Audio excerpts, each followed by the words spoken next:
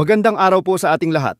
Narito na ang latest update sa lagay ng ating panahon ngayong araw ng Huwebes, ikatlong araw ng Hulyo, ngayong 2025. Makikita natin sa ating satellite animations na patuloy na nagdadala ng maulap na kalangitan at mga pag-ulan sa bansa ang pinagsamang epekto ng low pressure area at southwest monsoon. Huling namataan ng low pressure area sa layong 125 kilometro, hilagang silangan ng Apari, Cagayan. Ayon sa Pag-asa, nasa katamtaman ang tsansa nitong maging ganap na bagyo sa mga susunod na oras.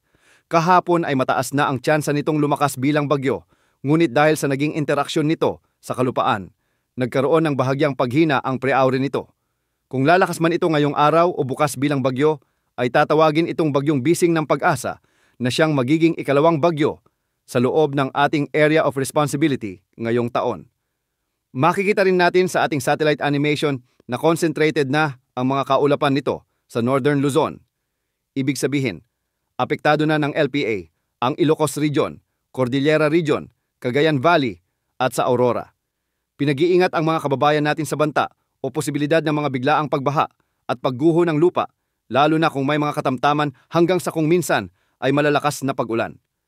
Naglabas na rin ang Pag-asa ng heavy rainfall warning dahil sa epekto ng LPA sa Ilocos Norte, Apayao, Kalinga, Isabela, Abra at Cayagan ngayong araw.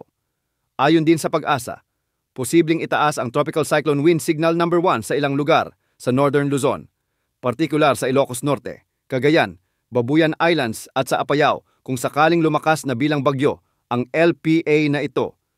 Posible nitong hatakin o palakasin ang southwest monsoon na magdadala naman ng mga pag-ulan sa kanlurang bahagi ng bansa.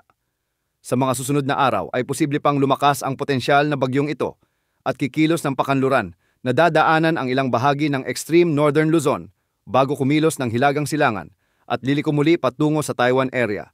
Posible pang magbago ang forecast na ito.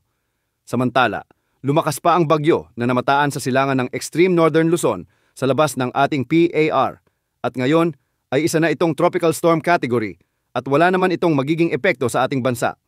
Samantala, patuloy namang nakakaapekto ang southwest monsoon sa ating bansa kaya asahan ang maulap na kalangitan na may mga tsansa ng kalat-kalat na pag-ulan sa Metro Manila, Pangasinan, Zambales, Bataan, Cavite, Batangas, Occidental Mindoro, sa Western Visayas at sa nalalabing bahagi ng Luzon.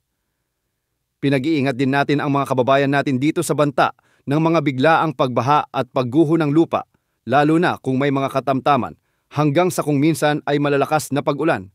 Asahan naman ang mga kalat-kalat na pag-ulan sa nalalabing bahagi ng ating bansa, dulot pa rin ng southwest monsoon. Wala namang nakataas na gale warning ngayon, ngunit pinag-iingat pa rin natin ang ating mga kababayang mangingisda sa pamamalaot. Yan ang latest update sa lagay ng panahon. Ito po ang weather update ng bayan. Maaasahan anumang panahon.